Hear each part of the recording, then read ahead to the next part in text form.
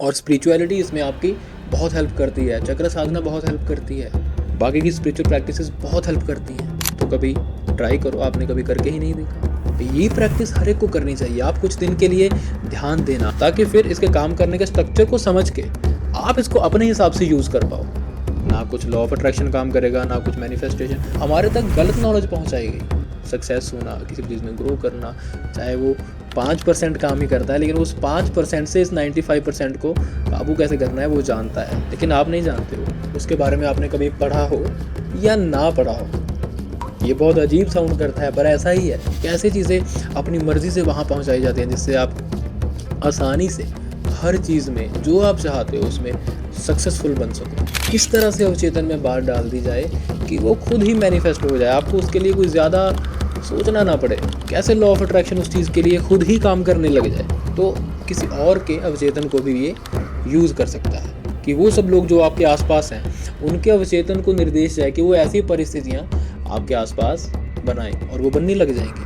प्रार्थना कैसे करी जाती है, आप उसमें भी बड़ी भूल करते हो। बहुत लोग तो करते ही नहीं है। भाव, इमोशंस असल में दिमाग से आते ही नहीं है। ये भी एक अलग ही कन्फ्यूजिंग सी चीज़ है, पर इसको भी अनकवर करूँगा।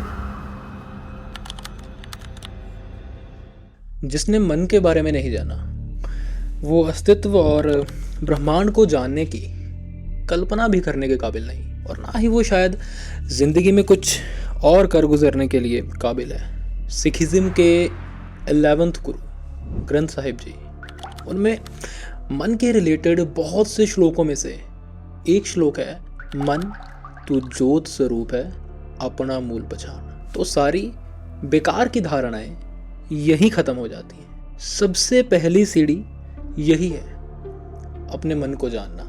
अब चाहे आप मटेरियल वर्ल्ड में रुचि रखते हो या आध्यात्मिक वर्ल्ड में, दोनों में मन को जानना तो अनिवार्य ही है।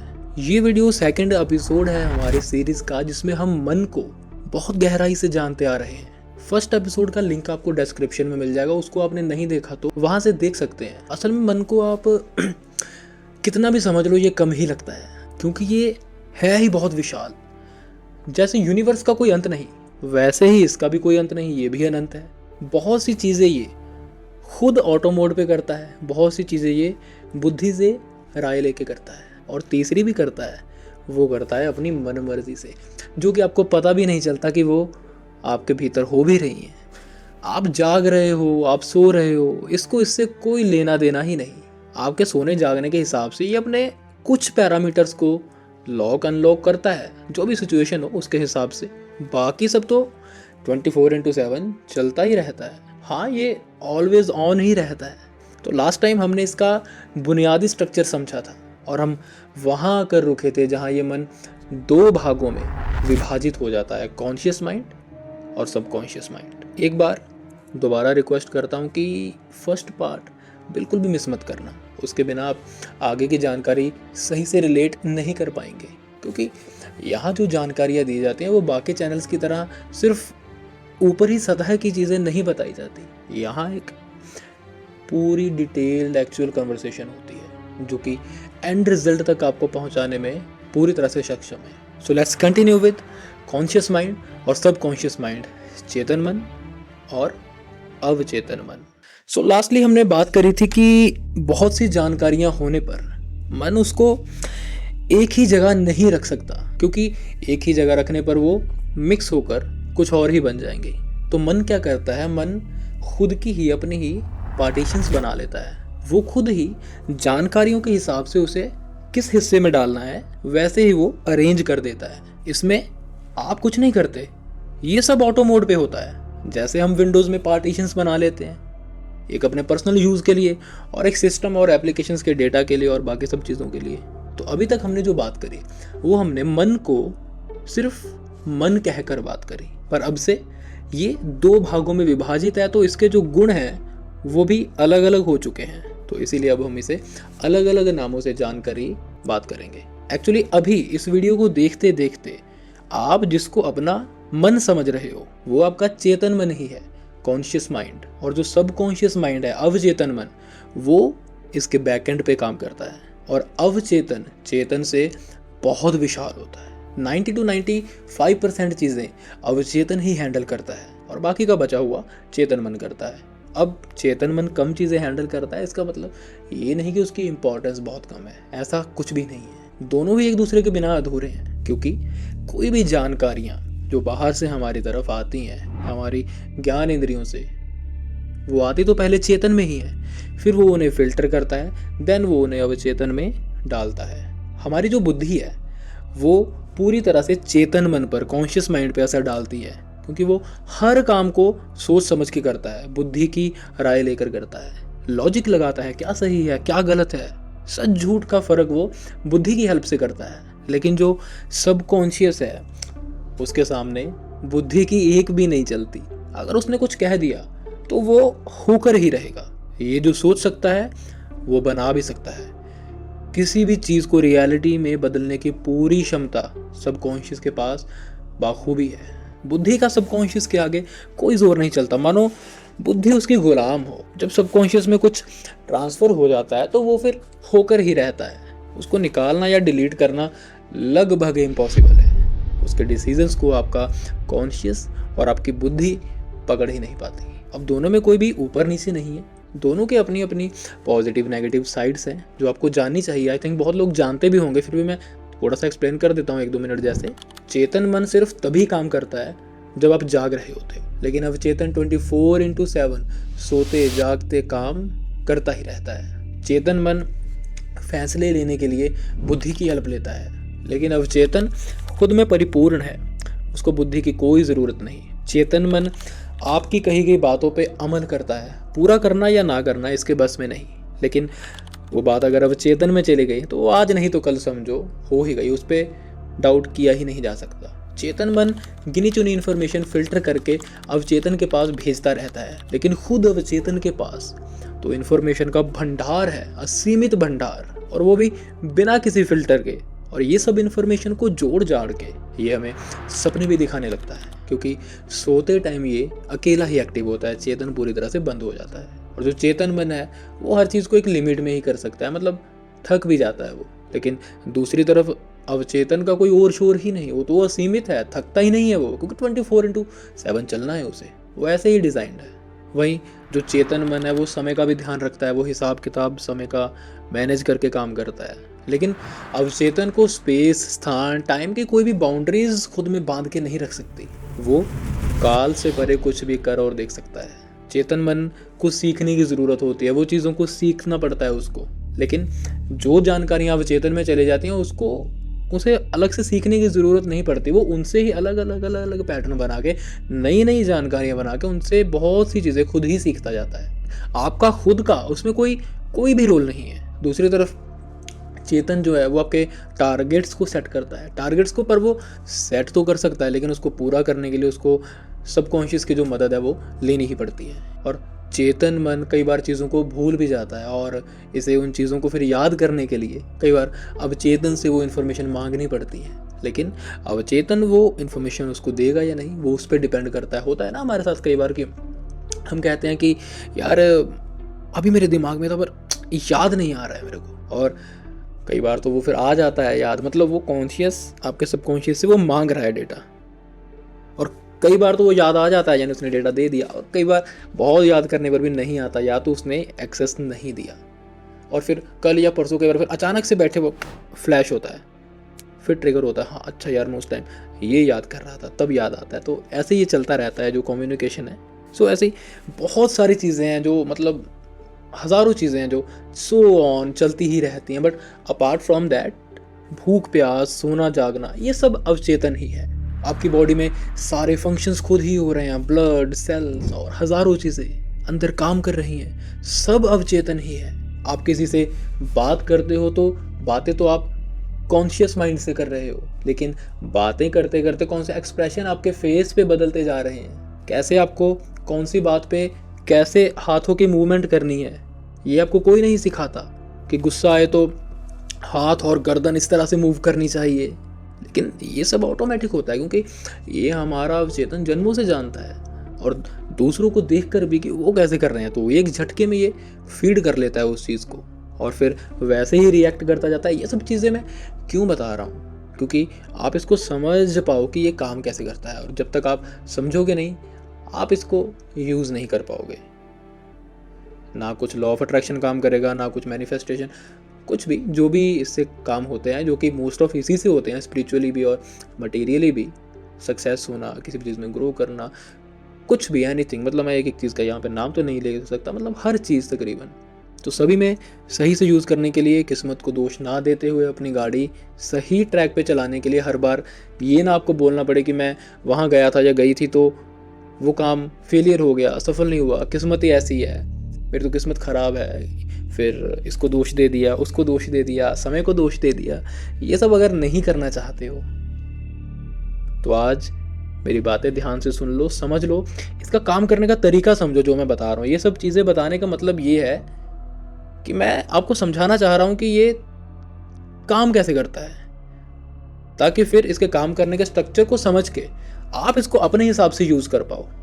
तो जैसे मैंने बताया कि आप बात कर रहे हैं कॉन्शियस से, और हाथ वाथ हिला रहे हैं, एक्सप्रेशन चेंज हो रहे हैं, ये सब सबकॉन्शियस हो रहा है। तो दोनों साथ मिलकर काम कर रहे हैं। कॉन्शियस बात कर रहा है और ये बाकी की मूवमेंट आपके कंट्रोल में नहीं है, ये खुद ब खुद चल रही है। लेकिन जब आप बात कर रहे हो और आपके हाथ हिल रहे हैं, तो अगर आप हाथों पे अचानक से ध्यान ले जाएं तो आप उन्हें रोक भी सकते हैं। इसी को कहा जाता है होश में रहना, अवेयरनेस। अध्यात्म में आप इसी अवेयरनेस को सीखते हैं। ऑटो मोड पे चलने वाली चीज़ों पे नियंत्रण करना, चाहे वो कोई इमोशन हो, क्योंकि काम, क्रोध, लोभ, मोह, अहंकार भी ऑटो मोड पे चलते हैं, और अध्यात्म में हम इन पे काबू पाते हैं। हमें नहीं पता चलता कब गुस्सा आ गया अचानक से, कब कोई इच्छा जाग गई। तो अध्यात्म के रास्ते पे चलने वाला इन ऑटो मोड की चीज़ों को आसानी से कंट्रोल कर सकता है। उसके लिए इन्हें काबू करना कोई बड़ी चीज़ नहीं। कोई हमें कुछ गलत बोल दे तो हम झट से पलट के उसको बोल देते हैं विद इन मिली सेकेंड्स। ये हो जाता है क्योंकि सबकॉन्शियस बहुत फास्ट रिएक्ट करता है। इससे पहले कि बुद्धि कुछ समझने की, कुछ लॉजिक, कुछ सही गलत, झूठ सच, कुछ भी फर्क करने की ट्राई करे, बुद्धि आगे आए यानी कि समझने के लिए, उससे पहले ही सबकॉन्शियस रिएक्ट कर देता है। बुद्धि को अभी डिसाइड करना होता है कि ये बात क्यों बोली गई है, ये क्या है इसके पीछे, जो भी तरीका है। आपने ये भी देखा होगा, जो साधु संत होते हैं, कोई भी महात्मा होते हैं, या कुछ पहुँचे हुए जो थोड़े होते हैं अध्यात्म में लोग, देखा होगा आपने कि उनको कुछ भी बोलो, कैसी भी परिस्थिति हो, उनके चेहरे पे एक हल्की सी स्माइल रहती है, एक शांति रहती है, हड़बड़ाते नहीं है वो, थोड़ा आराम से रुक के बोलने की प्रतिक्रिया हमेशा उनमें दिखाई देती है, क्योंकि वो सबकॉन्शियस और उसकी हर एक चीज़ पे कंट्रोल करना, काबू पाना अच्छे से जान चुके हैं। अब भी वो रिएक्ट करता है, पर वो तब रिएक्ट करता है जब वो चाहते हैं। पिछली वीडियो में मैंने बोला था कि कंट्रोल करना है, स्टीयरिंग अपने हाथ में नहीं लेना, उसको अपने हाथ में रखना है, सबकॉन्शियस को। सो आध्यात्मिक व्यक्तियों का यही सीन है। ये असीम ऊर्जा का भंडार उनके कंट्रोल में है, और उनके हिसाब से गाड़ी की स्टीयरिंग को कहीं भी, किधर भी, जहां भी चाहे वो मोड़ सकते हैं। ये प्रैक्टिस हर एक को करनी चाहिए। आप कुछ दिन के लिए ध्यान देना, अवेयर रहना शुरू करके देखिए। जहाँ भी डेली हमारी लाइफ में बहुत सारी सिचुएशंस ऐसी आती हैं, जहाँ भी कोई ऐसी सिचुएशन आए जहाँ इंस्टेंट रिएक्शन वाली बात हो, जहाँ आप अपना आपा खो देते हैं, वहाँ बस 2 सेकंड के लिए एक लंबी गहरी सांस भर लें। हाँ, सांस के बिना ये पॉसिबल नहीं हो पाता, क्योंकि उस 2 सेकंड की सांस में आपके कॉन्शियस माइंड और आपकी बुद्धि को सबकॉन्शियस के आगे आने का समय मिल जाता है, क्योंकि आप जाग रहे होते हो और उस टाइम कॉन्शियस भी जाग रहा होता है। बट वो इंस्टेंट रिएक्शन की वजह से सबकॉन्शियस के आगे नहीं आ पाता। लेकिन अगर आप उसे 2 सेकंड दे दें तो वो फटाक से बुद्धि के साथ आगे आ जाएगा, और वो 2 सेकंड आपको सांस के साथ देने, और इसी से फिर आप थोड़ा सोच के बोल पाते हो, सही से फैसला ले पाते हो, आप कंट्रोल कर पाते हो कहीं ना कहीं सबकॉन्शियस पे। यहीं से शुरुआत करी जाती है बिगिनर लेवल पे, डेली रूटीन में चीज़ों को करके, क्योंकि सबकॉन्शियस कभी भी सोच के नहीं बोलता। वो तो जो भी उसने धारणाएं बना के रखी हैं उस हिसाब से वो कुछ भी बोल देता है, और धारणाएं तो वैसे भी बड़ी लिमिटेड सी जानकारी के साथ बनी होती हैं, जिसमें सही गलत को कुछ ज़्यादा होता नहीं है। और फिर यही चीज़ की प्रैक्टिस जब आप निरंतर तौर पे करते जाते हैं तो एक पॉइंट आता है जहाँ पे आप हायर अवेयरनेस को अचीव कर लेते हैं। ध्यान देना, सिर्फ एक सांस और सब कुछ सही से होगा। यहाँ पे स्वर विज्ञान भी रोल प्ले करता है, उसको भी आगे समझेंगे। किसी भी प्रतिक्रिया से पहले आपको 1 सेकंड का समय मिल गया तो तुरंत चेतन मन जो है वो सक्रिय हो जाता है। तो ये चीज़ अगर आपने अपने जीवन में अपना ली और कहीं ये आपकी आदत बन गई, तो जीवन की बहुत सी परिस्थितियाँ जिनको आज तक आप बहुत बड़ा समझते थे, वो जादू की तरह कुछ ही दिनों में बदलती हुई आपके आंखों के सामने आपको नजर आ जाएंगी। अब ये कोई चमत्कार या जादू नहीं है, सिर्फ आपकी एक हैबिट है जो आपकी रोजमर्रा की चीजों को बिगाड़ रही है, पर आपको पता नहीं चलता कि वो बिगड़ रही है, पर हाँ, वो बिगड़ रही है। अब उसका दोष किस्मत, समय और लोगों को मत दीजिए। कुछ भी अच्छा बुरा होता है उसके भागीदार हम खुद ही होते हैं, पर हम मानना नहीं चाहते क्योंकि ईगो है और इसी को तो खत्म करना है। हमें सिर्फ दोष लगाना आता है, शायद हमने यही सीखा है, पर यह सही बात नहीं। तो बस मेन ये समझो कि बुद्धि से किसी जगह पे सोच के रिएक्ट किया तो चीज़ें अच्छे से काम करेंगी, लेकिन इसके उल्ट अगर सेम जगह अवचेतन ने रिएक्ट कर दिया तो कुछ ही मिनटों में आपकी ज़िंदगी तहस नहस भी हो सकती है। डिपेंड करता है कि उस टाइम सिचुएशन क्या चल रही है। हमारे अंदर बहुत सी अच्छी बुरी आदतें होती हैं, जो आदत जितनी गहरी सबकॉन्शियस माइंड में पड़ी हुई है वो आपको उतना ही ज़्यादा तंग करती है, बदली नहीं जाती, क्योंकि बदलना तो चाहता है चेतन मन, लेकिन आपसे वो करवाता तो है अवचेतन मन। तो चेतन की फिर वहाँ कहाँ ही चलेगी। लेकिन चेतन की गलती भी है इसमें, उसने उस इन्फॉर्मेशन को या अब जो वो आदत बन चुकी है उसको अवचेतन में जाने ही क्यों दिया, क्योंकि वो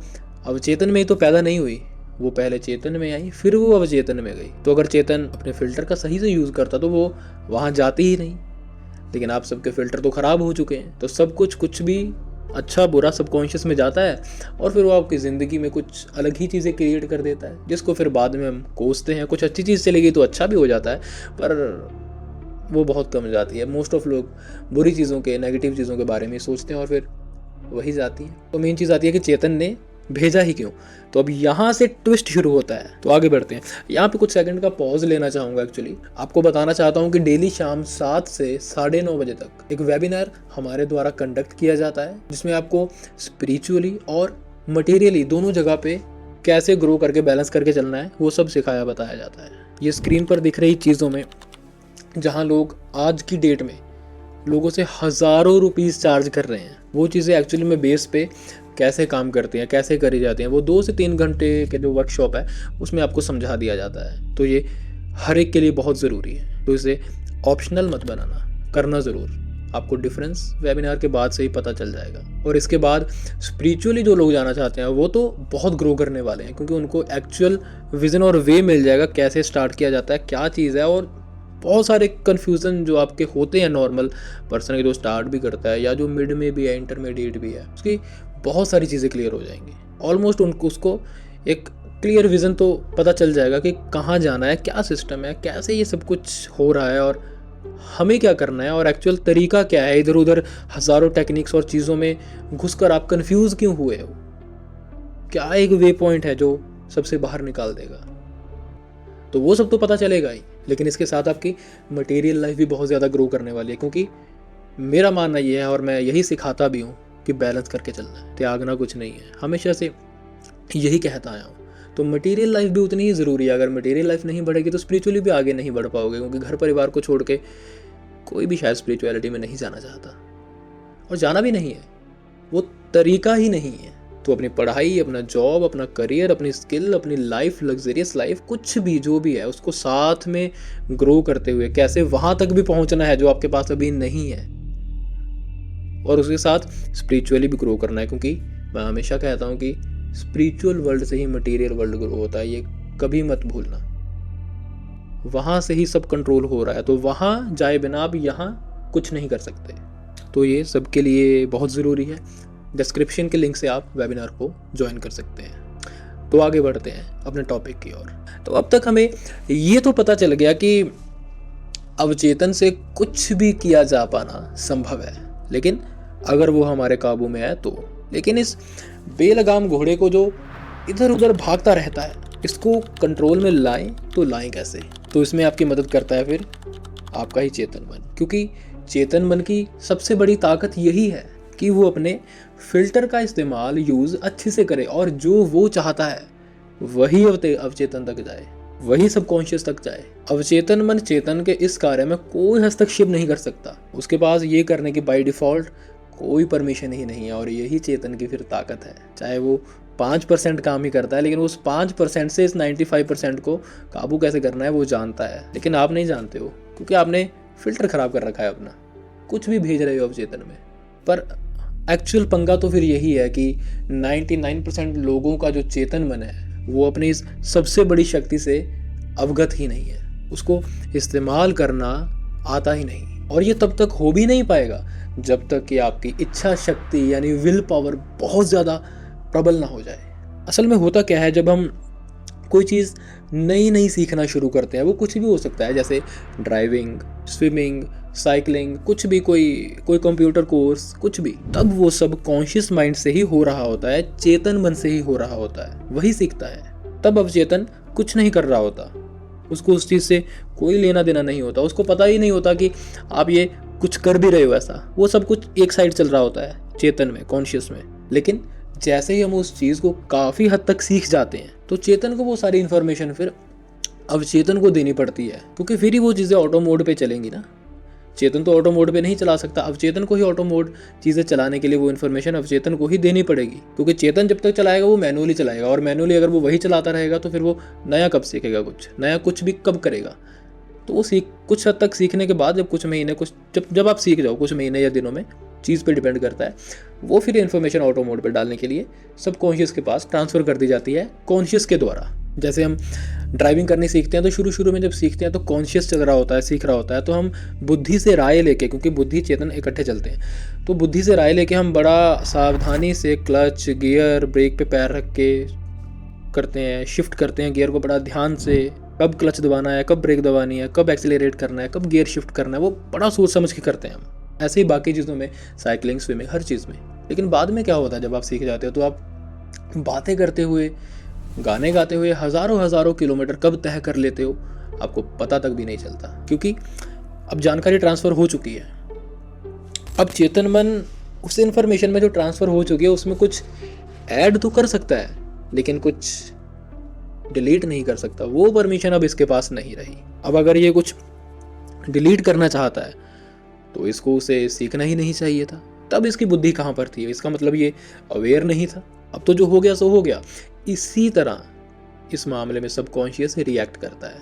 हम कहते हैं कि मैं ये चीज़ करना चाहता हूँ या मैं ये चीज़ छोड़ना चाहता हूँ, पर यार हो नहीं पा रहा है, मन नहीं करता। किसी भी चीज़ में ये हो सकता है, किसी बुरी आदत में या कुछ अच्छी चीज़ सीखने में भी, कुछ पढ़ने में, कभी भी कुछ कहीं भी हो सकता है। तो ये कोशिश करने वाला आपका चेतन मन है और ना मानने वाला अवचेतन, क्योंकि वो कंट्रोल में नहीं है, चेतन तो कंट्रोल में ही है। क्योंकि चेतन मन जब भी कुछ कंसंट्रेट होकर फोकस करके किसी भी चीज़ का अभ्यास करना चाहता है तो अवचेतन, जिसके पास बहुत सारे हज़ारों विचार हैं, वो उस तक भेजने लग जाता है। और कमज़ोर इच्छा शक्ति के चलते चेतन मन बेचारा उन्हीं विचारों में फंसा रह जाता है, और जो वो करने बैठा था वो कर ही नहीं पाता और कुछ और ही कर उठ जाता है। तो अब मेन चीज़ आपने इसमें क्या समझी? मेन चीज़ आपको ये सब कहानी बताने का, जितनी भी चीज़ें बताई हैं, ये सब बताने का मीनिंग ये था कि आपको अपनी इच्छा शक्ति को बढ़ाना है। अपने चेतन से अवचेतन में जाने वाला जो फिल्टर है बीच में, उसको स्ट्रॉन्ग करना है। मेनली मिड ब्रेन को भी स्ट्रॉन्ग करना है, कह सकते हो। तो आपको फिल्टर को स्ट्रॉन्ग करना होगा। लेकिन चेतन से अवचेतन में बात तभी जाती है जब बुद्धि उसको अप्रूव करती है। एग्जाम्पल के लिए मान लो कि आप किसी न्यू चीज की खोज कर रहे हैं, चेतन मन और बुद्धि जोरों शोरों से लगे पड़े हैं, लेकिन हजारों कोशिशों के बाद भी बुद्धि उसके निष्कर्ष पर, आंसर पर पहुंच नहीं पा रही। तो इस सूरत में वो इन्फॉर्मेशन कभी भी आपके अवचेतन तक पहुंचेगी ही नहीं, क्योंकि चेतन और बुद्धि खुद ही उसके बारे में श्योर नहीं है कि उसका आंसर क्या है, वो है क्या। लेकिन कहीं गलती से उस इन्फॉर्मेशन का कनेक्शन अवचेतन से बन गया तो झटके से आपके दिमाग में उसका जो आंसर है वो फ्लैश हो जाएगा। अब चाहे वो आपको पता हो या ना पता हो, कोई लेना देना नहीं है। उसके बारे में आपने कभी पढ़ा हो या ना पढ़ा हो, ये बहुत अजीब साउंड करता है पर ऐसा ही है, क्योंकि वो आंसर अवचेतन से आया। और जो अवचेतन है वो सिर्फ आपकी अंदरूनी जानकारियों तक ही सीमित नहीं है, वो पूरे ब्रह्मांड से, हर एक इंसान के अवचेतन मन से जुड़ा हुआ है। और बता सकते हो कि ऐसा कौन सा सवाल है जिसका जवाब इस ब्रह्मांड के पास ना हो? हम कह देते हैं ना कई बार कि कितने दिनों से ये चीज़ करने की ट्राई कर रहा था या इस चीज़ को सॉल्व करने की कोशिश कर रहा था पर हो ही नहीं पा रहा था। आज अचानक से एक आइडिया आ गया या मेरे को इसका आंसर पता नहीं, अचानक से अंदर से फ्लैश हो गया और मिनटों में काम बन गया। तो इस चीज़ के पीछे बैकएंड पे यही चीज़ काम करती है जो अभी मैंने आपको बताई। तो बुद्धि जहाँ हाथ खड़े कर देती है वहाँ अवचेतन को एक सेकंड भी नहीं लगता चीज़ों को पकड़ने या सॉल्व करने के लिए। अब वो सवाल तो जो अवचेतन तक पहुँचा उसने उसका आंसर बता दिया, लेकिन जब तक बुद्धि उसका आंसर नहीं निकालेगी वो अवचेतन तक पहुंचता नहीं है। तो ये तो बाई चांस हो गया। तो अब वो सवाल अवचेतन तक, सवाल मतलब कुछ भी, अभी मैं सवाल बोल रहा हूँ तो बट वो कुछ भी हो सकता है, तो वो बेसिकली अवचेतन तक पहुंचाया कैसे जाए। कभी कभार अचानक से हो गया वो तो अलग बात है, लेकिन इस पावर को कंट्रोल कैसे किया जाए, कैसे चीज़ें अपनी मर्जी से वहाँ पहुँचाई जाती हैं जिससे आप आसानी से हर चीज़ में जो आप चाहते हो उसमें सक्सेसफुल बन सको। कैसे चेतन के कनेक्शन अवचेतन से अपनी मर्जी से जुड़े जाते हैं, किस तरह से अवचेतन में बात डाल दी जाए कि वो खुद ही मैनिफेस्ट हो जाए, आपको उसके लिए कोई ज़्यादा सोचना ना पड़े। कैसे लॉ ऑफ अट्रैक्शन उस चीज़ के लिए खुद ही काम करने लग जाए। असली तरीका क्या है वहाँ तक बात पहुँचाने का, आगे हम वही समझने जा रहे हैं। तो यहाँ से फोकस के साथ सुनना। एंड इस वीडियो में भी कुछ इन्फॉर्मेटिव लग रहा है तो एक लाइक ज़रूर कर देना और अपने हर सोशल अकाउंट पे शेयर ज़रूर कर देना, जिससे कि मेरा भी मोटिवेशन बना रहे। और कमेंट करके ये भी बताना कि पहले आप इन सब चीज़ों में से जो हमने अभी बात करी इनमें से क्या क्या जानते थे, और ये भी बताना कि आज नया क्या पता चला, ताकि आपके फीडबैक से हम और इम्प्रूव कर सकें। So let's continue. तो मेनली 3 तरीकों से चेतन के कनेक्शन अवचेतन से जुड़ते हैं। एक तो जब आपका चेतन मन काफ़ी दिनों से कंटिन्यूस एक ही चीज़ का अभ्यास कर रहा हो या कुछ भी सीख रहा हो। दूसरा, जब कोई ऐसी सिचुएशन आ पड़े जब कोई कुछ जीने मरने की बात हो जाए, तब ये कनेक्शन बहुत ज़बरदस्त तरीके से जुड़ जाते हैं। तीसरा, ऐसा तब होता है जब आपका चेतन मन बहुत इंटरेस्ट के साथ किसी चीज़ में डूबा पड़ा हो, इसे किसी काम को करने में अगर बहुत ज़्यादा आनंद आ रहा हो, प्लेजर में हो, या जहाँ ये बहुत एक्साइटेड हो जाए, या कोई भी ऐसा सिमिलर इमोशंस जो बहुत हाई अमाउंट में आपके अंदर उभर आए, जाग पड़े। एग्जाम्पल के तौर पर जब आप शायद पहली बार जब आप पहाड़ों पे गए होंगे या आप समंदर के पास गए होंगे, किसी बीच पे गए होंगे, शायद उस दिन की सारी मेमोरीज आपको आज भी अच्छी तरीके से शायद याद होंगी। या जिस दिन आप फर्स्ट टाइम इंटरव्यू देने गए थे, या आप फ्लाइट में बैठे थे, या आप किसी क्रूज़ में या किसी यॉट में बैठे थे, फर्स्ट टाइम जो आप बैठे थे और एकदम अलग सी चीज़ में या सबमरीन में बैठे थे, या आपने फर्स्ट टाइम जब किसी बाघ को या शेर को देखा या शार्क को देखा, कुछ भी ऐसा जो आप नॉर्मल तो नहीं करते या देखते। जिस दिन आपने ड्राइव करनी या साइकिल चलानी सीखी, आप गिरे होंगे शायद, या आपने गाड़ी कहीं ठोक दी होगी, इसके अलावा या किसी करीबी की डेथ हुई थी। ऐसी कई 100 चीज़ें हमें याद हैं, क्योंकि वो एक्साइटमेंट या किसी भी ओवर इमोशन के कारण झटके से एक ही पल में बिना किसी एफर्ट के अवचेतन मन में दाखिल हो गई, सबकॉन्शियस में दाखिल हो गई। तो इन्हीं 3 तरह की अवस्थाओं में चेतन और अवचेतन आपस में अच्छी तरह से कनेक्ट हो जाते हैं। इनके जो तार हैं वो जुड़ जाते हैं, और जैसे ही ये मिलते हैं इनकी शक्ति एक होती है। तो अवचेतन जो अब तक चेतन को भटका रहा था, फिर वो फोकस और कंसंट्रेट करने में चेतन की मदद करने लग जाता है। क्योंकि इमोशंस जब जुड़ते हैं तो क्या होता है, विल पावर बढ़ जाती है, इच्छा शक्ति बढ़ जाती है, और वही तो फिल्टर को पावरफुल बनाती है। और अवचेतन को फिर चेतन के साथ मिलकर काम करना ही पड़ता है। इसका मैकेनिज्म ऐसे ही डिज़ाइंड है, और ये हर एक के अंदर इसी प्रकार से काम करता है, किसी में भी कुछ अलग नहीं है। तो ज़िंदगी में किसी भी चीज़ को कुछ पाने के लिए जो दृढ़ संकल्प है वो चेतन को ही लेना होता है, और संकल्प के बिना तो अवचेतन कभी कोई काम करता ही नहीं है। तो इमोशंस के साथ इच्छा शक्ति बढ़ाकर पूरी फुल विल पावर से, पूरे विश्वास से जब कोई संकल्प ले लिया जाता है, फिर उसको अवचेतन में जाने से खुद अवचेतन भी नहीं रोक सकता। यही मैनिफेस्टेशन और लॉ ऑफ अट्रैक्शन का भी एक हैक है।